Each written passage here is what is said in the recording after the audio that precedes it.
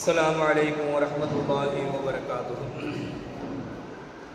إن الحمد لله نحمده ونستعينه ونستغفره ونعوذ بالله من شرور أنفسنا ومن سيئات أعمالنا.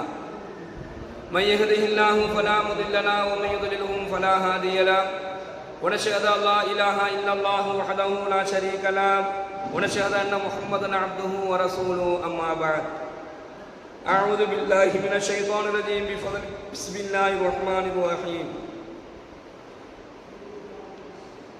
يا أيها الذين آمنوا استعينوا بالصبر والصلاة إن الله مع الصابرين. صدق الله العليم. கண்ணியத்திற்குரிய அல்லாஹ்வின் நல்லடியார்களே, சகோதரர்களே, யா அய்யுஹல்லதீன ஆமனு ஸ்தஈனு பிஸ்ஸப்ரி வஸ்ஸலா, ஈமான் கொண்ட விசுவாசிகளே, தொழுகையை கொண்டும் பொறுமையை கொண்டும் அல்லாஹ்விடத்திலே நீங்கள் உதவி தேடுங்கள். இன்னல்லாஹ மஅஸ் ஸாபிரீன், நிச்சயமாக பொறுமையாளர்களோடு அல்லாஹ் இருக்கிறார் என்கின்ற வசனத்தை எல்லாம் வல்ல இறைவன் தன்னுடைய திருமுறையின் மூலமாக நமக்கு சொல்லித் தருகின்றார். தொழுகையை கொண்டும் பொறுமையை கொண்டும். இப்ப யாரிடத்துல தொழுகை இருக்குதோ அவருக்கு அல்லாஹு தஆலா உயர்தரமான மிக கண்ணியமான பொறுமையை அல்லாஹ் வழங்குறான். அந்த பொறுமை என்று சொல்லக்கூடிய குணம் இருக்குது, அது அல்லாஹ்விற்கு ரொம்ப பிடித்தமான ஒரு குணம். அந்த பொறுமை என்கின்ற குணம் ஒரு அடியாண்ட இருந்துச்சு அப்படின்னு சொன்னா அவனுடைய எல்லா விதமான நிலைகளிலும் அவனுக்கு வெற்றியே கிடைக்கும். பொறுமையை இழக்கும் பொழுதுதான் நிறைய பாதிப்புகள் ஏற்படும். ஒரு மனிதன் பொறுமையை இழந்துட்டான் அப்படின்னு சொன்னா அவன் பொறுமையை இழந்ததற்கு பின்னால் அவனுக்கு எந்த விதமான லாபமும் கிடைக்காது, நஷ்டம்தான் அடையும். எல்லா நிலையிலையுமே, குடும்ப வாழ்க்கையாக இருக்கட்டும், பொருளாதார வியாபார ரீதியான தொழில் ரீதியான விஷயங்களாக இருக்கட்டும், எல்லாத்துலேயுமே ஒரு பொறுமை இருக்கணும். அந்த பொறுமை இருக்கும் பொழுதுதான் வாழ்க்கையில வெற்றியை அடைய முடியும். அதுதான் அல்லாஹ்வுக்கு மிகவும் விருப்பமான, மிகவும் அல்லாஹ் விரும்பக்கூடிய ஒரு குணம். இப்போ அந்த பொறுமை தொழுகையாளிகளிடத்துல நிச்சயமாக அல்லாஹ் வழங்குவான்.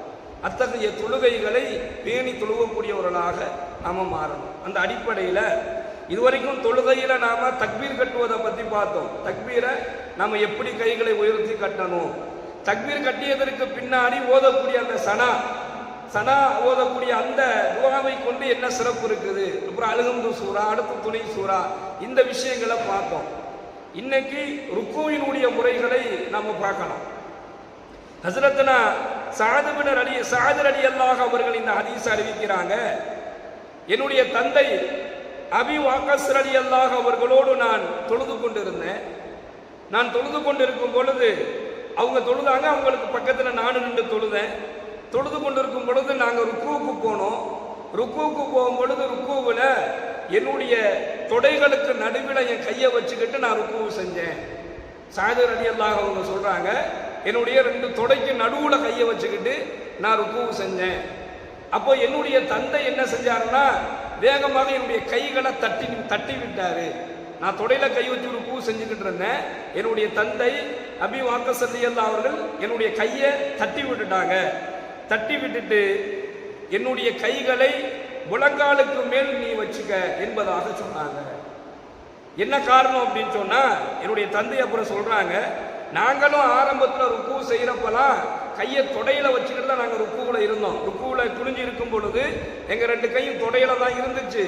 அதற்கு பின்னால் அது நாங்கள் பெருமானார் ஸல்லல்லாஹு அலைஹி வஸல்லம் அன்னவர்களின் மூலமாக அந்த மாதிரி செய்யக்கூடாது என்பதாக நாங்கள் தடுக்கப்பட்டோம். முழங்காலுக்கு மேலதான் 2 கைகளும் ருக்குவுல இருக்கும் பொழுது இருக்க வேண்டும் என்பதாக எனக்கு சொன்னார்கள் என்கின்ற இந்த ஹதீஸை ஹஜ்ரத்னா சஅத் ரலியல்லாஹு அவர்கள் அறிவிக்கின்றார்கள். புகாரியில முஸ்லிம்ல போன்ற இந்த ஹதீஸ் இடம்பெறுவதை நம்ம பார்க்கிறோம். இப்ப கண்ணியமிக்க சகோதரர்களே, நாம அல்லாஹு அக்பர் என்பதாக ருக்குவுக்கு போகும் பொழுது நம்ம 2 கையும், அதாவது இந்த 2 கைகளும் முட்டியை பிடித்தவர்களாக, அதாவது முழங்காலை பிடித்தவர்களாக ருக்குவுல இருப்பதுதான் பெருமானார் ஸல்லல்லாஹு அலைஹி வஸல்லம் அன்னவர்கள் காட்டி கொடுத்த வழிமுறை. அந்த ருக்குவுல கை வைக்காம தொடையில கை வச்சுக்கிட்டு ருக்கு செய்யறது, அல்லது முட்டியையும் பிடிக்கல தொடையும் பிடிக்காம சும்மா 2 கைகளையும் தொங்க விட்டு ருக்கு செய்வது தொழுகையை பாத்திலாக ஆக்கிடும். அதாவது தொழுகையை அது கூடாத தொழுகையாக அந்த செயல் ஆக்கிவிடும். எனவே ருக்குவில் ரெண்டு முழங்கால்களை பிடித்தவர்களாக ருக்கு செய்வதை ஸல்லல்லாஹு அலைஹி வஸல்லம் அன்னவர்கள் காட்டி தர்றாங்க. ரெண்டாவது, தலையை உயர்த்தும் பொழுது நம்ம இப்போ ருக்குவுக்கு போயிட்டு நாம தஸ்பீஹாத்து ஓதிட்டோம். தஸ்பீஹாத்து ஓதிட்டு இப்போ என்ன செய்யறது, தலையை நம்ம உயர்த்துறோம். இப்போ இமாமோடு நாம் தொழுகும் பொழுது இமாம் என்ன சொல்வார்னா சமிஅ அல்லாஹு லிமன் ஹமீதா என்பதாக தன்னுடைய ருக்குவிலிருந்து தன்னுடைய தலையை உயர்த்தியவராக அவர் என்ன செய்வார், நிலைக்கு எழுந்திருப்பார். இப்போ இந்த சமிஅ அல்லாஹு லிமன் ஹமீதா, புகழ்பவரின் புகழை அல்லாஹுவே செவியேற்கிறான் என்பது அதுக்கு பொருள். யார் அல்லாஹுவை புகழ்கின்றார்களோ அவர்களுடைய புகழை அல்லாஹ் கேட்கின்றான் என்பது இந்த சமீஅ அல்லாஹு லிமன் ஹமீதா என்பதற்கு உண்டான பொருள். இப்ப இமாம் சமீஅ அல்லாஹு லிமன் ஹமீதா என்பதாக எழுந்திருத்த நிலையில இருக்கும் பொழுது பின்னாடி அவரை பின்பற்றி தொழுவக்கூடிய முக்ததிகள் அவங்க என்ன செய்யணும் அப்படின்னு சொன்னா ரப்பனா லக்கல் ஹம்து என்பதாக சொல்லணும். ரப்பனா லக்கல் ஹம்து என்பதாக சொல்லணும். என்ன, இதை நிறைய தொழுகையாளிகள் இதை சொல்வதை தவற விடுவதை நம்ம பார்க்கிறோம். நிறைய தொழுகையாளிகள் இதை சொல்வதை தவற விடுவதை பார்க்கிறோம். இன்னும் நிறைய தொழுகையாளிகளுக்கு இது சொல்லணும் அப்படிங்கக்கூடிய விஷயமே தெரியாமல் இருக்கக்கூடிய தொழுகையாளிகளையும் பார்க்கிறோம். தெரியாமல் அதை விடுவதோ அல்லாஹ் அதை மன்னிச்சிருவான். ஆனா சமிஅ அல்லாஹு லிமன் ஹமீதா என்பதாக இமாம் எழுந்திருக்கும் பொழுது ரப்பனா லக்கல் ஹம்து என்பதாக சொல்லும் பொழுது அந்த ரப்பனா லக்கல் ஹம்து என்பதாக சொல்வதை நபிகள் நாயகம் ஸல்லல்லாஹு அலைஹி வஸல்லம் அன்னவர்கள் நமக்கு கற்றுத்தராங்க. அப்போ ஒவ்வொரு தொழுகையாளிகளும் தனியாக தொழுதாலும் ஜமாத்தாக தொழுதாலும் ருக்குவுக்கு பிறகு நாம் எழுந்திருச்சு நிலைக்கும் பொழுது இதை சொல்லணும். இதை சொல்லும் பொழுதுதான் தொழுகையில் ஒரு நிதானம் ஏற்படும். தொழுகையை பற்றி நாம் நிறைய பார்க்கலாம். அவசரமாக தொழுகக்கூடிய தொழுகை அல்லாஹ்விடத்தில் அங்கீகரிக்கப்படாது. பரபரப்பா தொழுகிற தொழுகை அங்கீகரிக்கப்படாது. தொழுகையில நிதானம் தேவை என்பதாக ஸல்லல்லாஹு அலைஹி வஸல்லம் சொல்றாங்க. தொழுகையை நிதானிச்சு தொழுகணும், பொறுமையா தொழுகணும். தொழுகையிலேயே அல்லாஹ் விரும்பக்கூடிய தொழுகை எது அப்படின்னு சொன்னா நீண்ட நேரம் தொழுகக்கூடிய தொழுகை. ஒருத்தர் தனிப்பட்ட முறையில் ஒரு 2 ரக்காத் தொழுகிறோம்னா அது நீண்ட நேரம் நின்று தொழுகுவது, ருக்குவுல நேரம் கொடுப்பது, நிலையில ரப்பனா லக்கல் ஹம்து என்பதாக சொல்லி அதுக்கு நாம நேரம் கொடுப்பது, சஜாவில் நேரம் கொடுப்பதெல்லாம் ரொம்ப சிறந்தது. அப்போ ருக்குவுக்கு பின்னாடி இந்த ரப்பனா லக்கல் ஹம்து என்பதாக சொல்லும் பொழுது சிறிது வினாடி நாம நின்றுட்டு தான் என்ன செய்ய முடியும், நாம மறுபடியும் சஜிதாவுக்கு போவோம். அப்ப இது இல்லாம சமிஅ அல்லாஹு லிமன் ஹமீதா அல்லாஹு அக்பர் என்பதாக அந்த தொழுகையை அவசரப்படுத்துதல், அந்த தொழுகையை வேகப்படுத்துதல் இருக்குது. அது தொழுகையை பாத்திலாக ஆக்கக்கூடிய ஒரு செயல், அங்கீகாரம் இல்லாத ஒரு தொழுகையாக போயிடும். தொழுகையை பொறுத்த வரைக்கும் குனிவதும் நிமிர்வதும் அமருவதும் தொழுகையாக ஆகாது. அல்லாஹ் அக்பர் தக்பீர் கட்டி குனிகிறது, அப்புறம் நிமிர்றது, அப்புறம் அத்தையாத்துல உட்கார்ந்து இருக்கிறது. இந்த மாதிரி குனிவது நிமிர்வது அமர்வது தொழுகை அல்ல. எல்லாமே நிறுத்தி நிதானித்து அதற்கு உண்டான அந்தந்த இருப்புகளில் என்னென்ன திக்ருகள் நம்ம ஓதணுமோ அந்த திக்ருகளை ஓதி அதை பொறுமையோடு அந்த தொழுகையை நிறைவேற்றுவது சிறந்த தொழுகையாக இருக்கும். புகாரி முஸ்லீம்ல இந்த ஹதீஸ் இடம்பெறுவதை நம்ம பார்க்கிறோம். அன்பிற்குரிய சகோதரர்களே, இரண்டாவது சஜிதாவினுடைய முறை.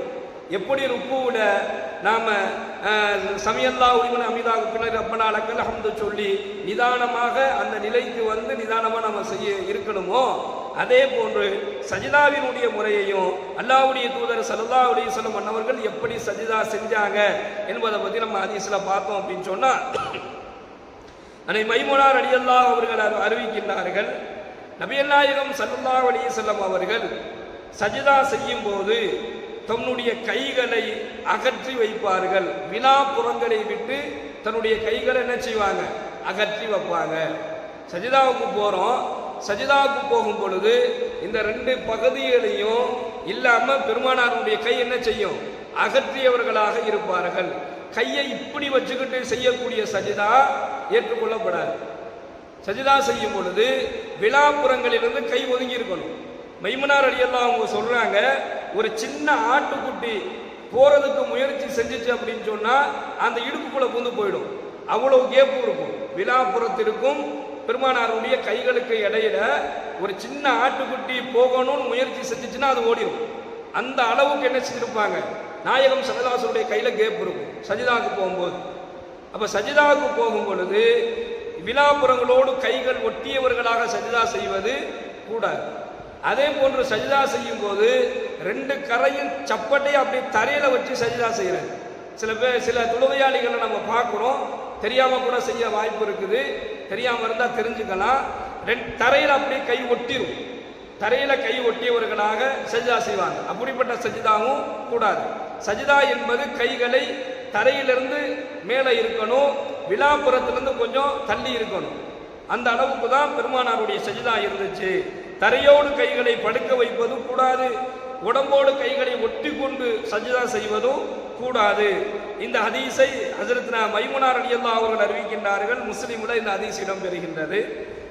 7 உறுப்புகள், அதாவது சஜிதாவில் ஸல்லல்லாஹு அலைஹி வஸல்லம் அவங்க சொல்றாங்க, இந்த உறுப்புகள் எல்லாம் தரையில் பட வேண்டும் என்பதாக நான் கட்டளையிடப்பட்டுள்ளேன் என்பதாக சொல்றாங்க. அப்படின்னா இது அவங்களா செய்யல, அவங்களா இதை செய்யல, அவங்களே சொல்றாங்க இந்தந்த உறுப்புகள், அதுக்கு பின்னாடி அது என்னென்ன உறுப்பு நம்ம சொல்றோம், இந்த உறுப்புகள் எல்லாம் சஜிதா செய்யும் பொழுது தரையில் பட வேண்டும் என்பதாக நான் கட்டளையிடப்பட்டுள்ளேன் என்பதாக நபிகள் நாயகம் ஸல்லல்லாஹு அலைஹி வஸல்லம் சொல்றாங்க. அப்பனா அல்லாஹ்வினுடைய கட்டளை அது. சஜிதாவுல இந்தந்த உறுப்புலாம் படணுங்கிறது அல்லாஹ்வுடைய கட்டளை. அதை ஸல்லல்லாஹு அலைஹி வஸல்லம் அவர்கள் சொல்லி தருகின்றார்கள். நம்ம சஜிதாவில் இருக்கும் பொழுது இந்த உறுப்புகள் தரையில பட்டாகணும். இதுல ஏதாவது ஒரு உறுப்புகள் தரையில படாம போயிடுச்சு அப்படின்னு சொன்னா அது சஜிதாவாக இருக்காது, வேறு ஒரு நிறத்துல அவரை பார்க்கறதுக்கு நமக்கு தோணும். அவர் சஜிதாவில் இருக்கும்போது இந்த உறுப்புகள் படணும். அதுல இரு உள்ளங்கைகள் முழுமையாக தரையில பட்டிருக்கணும். கையை அப்படி தூக்கி வச்சுக்கிட்டு சஜிதா செய்யக்கூடாது. 2 உள்ளங்கையும் நம்ம சஜிதா செய்யும் பொழுது தரையில பட்ட நிலையில சஜிதா செய்யணும். அதே போல 2 முழங்காலுடைய மூட்டுக்கள் இது 2ம் தரையில படணும். முழங்காலை தூக்கிக்கிட்டு கைகளை மட்டும் வச்சுக்கிட்டு சஜிதா செஞ்சோம்னா அது வேறு விதமா தெரியும், சஜிதா மாதிரி தெரியாது. அப்போ 2 உள்ளங்கைகள், 2 முழங்காலுகள், ரெண்டாவது வந்து முழங்காலுடைய மூட்டுக்கள் தரையில பட்டிருக்கணும். இரு பாதங்களின் நுனிகள் நம்ம சஜிதா செய்யும் பொழுது நம்முடைய கால் பாதத்துடைய அந்த 2 நுனியும் தரையில பட்டிருக்கணும். பின்னாடி காலை தூக்கிக்கிட்டு சஜிதா செய்வது கூடாது. அப்போ 2 பாதத்தினுடைய நுனிகள், அதே போன்று நெற்றி, மூக்கு, நெற்றியும் என்ன செய்யணும், தரையில பட்டிருக்கணும். மூக்கு தரையில படணும். நெத்தியை வச்சுட்டு மூக்கை தூக்கிக்கிட்ட கூடாது, அல்லது மூக்கை வச்சுக்கிட்டு நெத்தியை தூக்கிக்க கூடாது.